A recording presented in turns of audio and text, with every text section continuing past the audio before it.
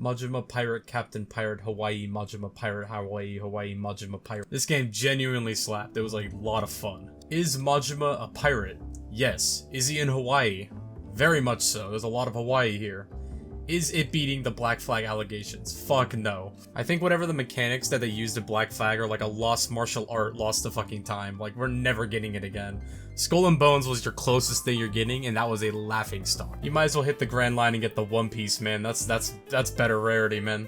You just have a better chance. Is this a damn fun Yakuza game? Yes. Is it the best Yakuza game? No. Every Yakuza game other than 6 who I watched somebody play the whole thing, I played personally. I'm not talking about you two. I heard you guys were super fucking good. I'll get to you later. Get out of this video. Why are you here? Fucking leave with your hype emotes. You scare me. Horrible segment of places, but like and subscribe. Thanks.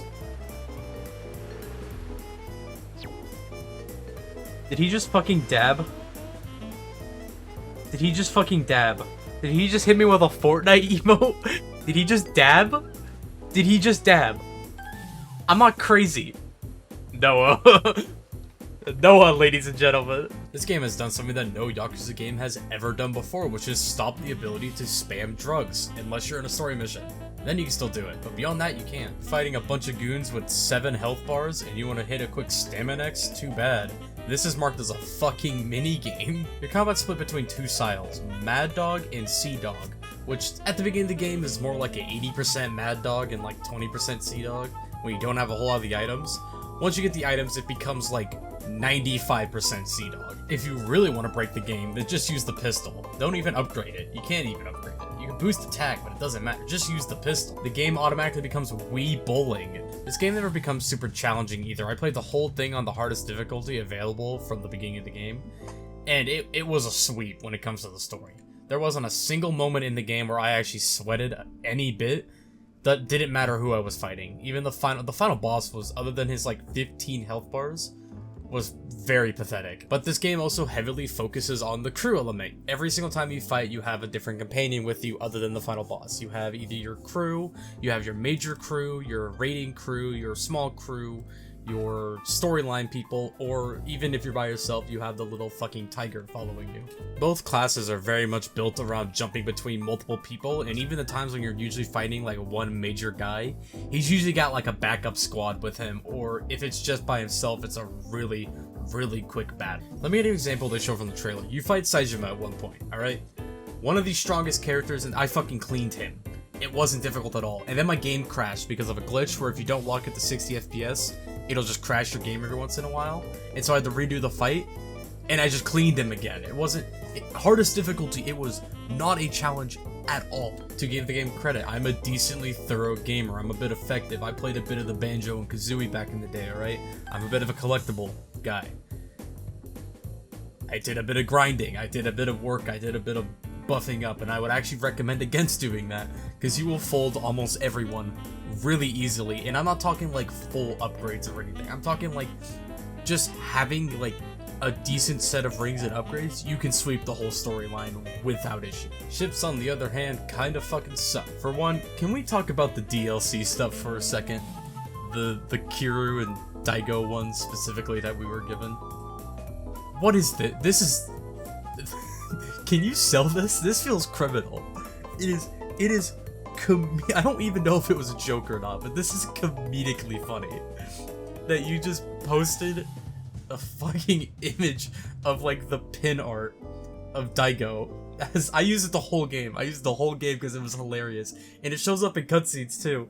Just this like still art of the whole fucking thing. Just slapped onto the sails. I might be crazy, but I don't even think it's centered correctly. And then to have the audacity to put your like branded company one along with this DLC as like the only one with like decent effort put into it is super fucking funny. And you put effort into the whole in like the bonus parts of it.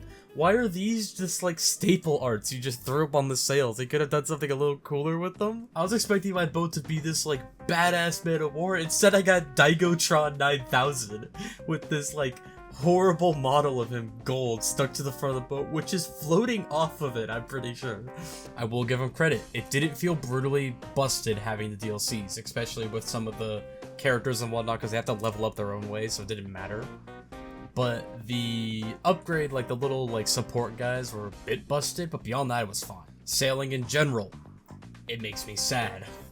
You are so slow moving around in the open water, and their whole like ring system is just bad. It's just not fun to deal with. So sailing around normally is just boring, and then hitting these little crates as you run around. There's no like collectibles out in the ocean you can sail to, just the pinpoint like marked spots other than like random garbage items that you can find. And in the middle of these areas there's little like ship fight zones that have usually 2 or 3 ships, and they keep respawning in the same spots that are along these like blue trails. Ship combat felt so close. It was almost perfect. It was almost there. But you just kind of lost it.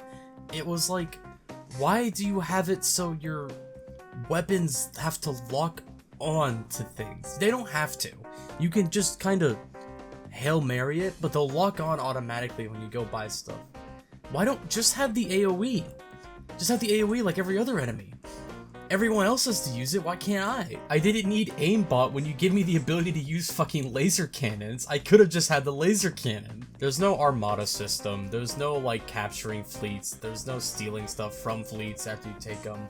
If you raid them and kill everyone on it, their boat just kind of explodes and you get like 50 bucks for it, so it's not even worth taking them out most of the time. For a story that spends a lot of time focusing on your wanted bar, there's no bounty hunters or wanted system of any kind. Not even like a funny 5-star rating involved with your like legend rank, which I thought would have been really cool to have like a wanted poster and the cash keeps going up depending on how much you gained in total. It is very bare bones to kind of please the whole Coliseum side of it, and then the pirate side of it, which is just, you know, you have a ship, you're allowed to kind of sail around a bit. Let's talk about mini games. Karaoke's fun, always keep karaoke in, always a blast. You still have Mahjong, I'm American, I'm sorry, I can't say it. You know what I'm talking about, removed from the game. I hate it, fuck you. I'm American, I get it, but like, I don't get this game, man. Just put like chess in. Put some checkers, maybe some Uno. Motherfucker, add Go Fish, and I can understand that. Give me gambling, Go Fish, I'm down. Baseball, a lot of fun, love baseball. Golfing, hate it, don't like golfing, never have. That's personal, so I'm not gonna deduct that. I'm not gonna deduct any Mr. Krabs funny money from this. Blackjack, yes. Poker, no. I'm bad at both, and I lost all my money doing it, so I just bought all of the rewards. I don't care about what the next game is, bring Cooking Mama back, because that shit was awesome. I like the cooking minigame, this was a lot of fun. It's the easiest shit in the world, but it's dopamine ridden just to its core. Sicko Snap and Crazy Delivery, always fun, just Sicko Snap, Crazy Delivery, same stuff. You did them before, you did them now. Arcade Machine, like the console one, that was a cool addition. I don't know if that was in any of the other games, maybe I missed it. That one was fun, I like having all the old Sega games. The CD collection alone with all the music was really fun. I don't know why you put Angry Birds in the game, that was odd.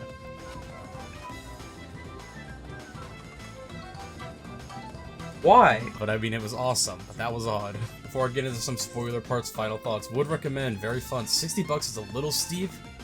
It's only 5 chapters in total, there's a lot of stuff in between. To be fair, I've racked up a good ton of hours on it already. But it is smaller than Infinite Wealth by a lot, and I don't know if the price difference of 10 bucks is enough to kind of understand that this is a smaller game. I'm glad that it's a smaller price, don't get me wrong, that's good, but it is smaller than everything else. Alright, spoilers. I know I said spoilers, and you thought I was going to talk about the end of the game, but oh no, I'm here to talk about Masaru's dating sim. Holy shit, this was the best thing I've dealt with in any Yakuza game when it comes to comedy so far.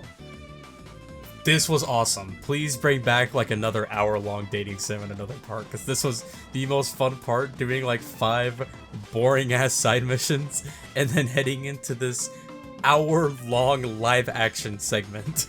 It was by far the most entertaining thing that I didn't even care that there was no gameplay. It was the most entertaining thing I've dealt with in all of Yakuza so far. It was just stupid, but it was so funny. I'd recommend, even if you don't play the game, to look up these like cutscenes and watch this part with Masaru's like dating sim part, because it's a lot of fun to just watch this guy. I learned that the guy was like a VA. The VA was a comedian, and you could tell he's really fucking funny. It was a lot of fun. The ending of the game was oddly dumb. I didn't like it a whole lot. I mean, it was fun. I think the idea of it was fun. But there was a lot of moments where they could have just not done what they did.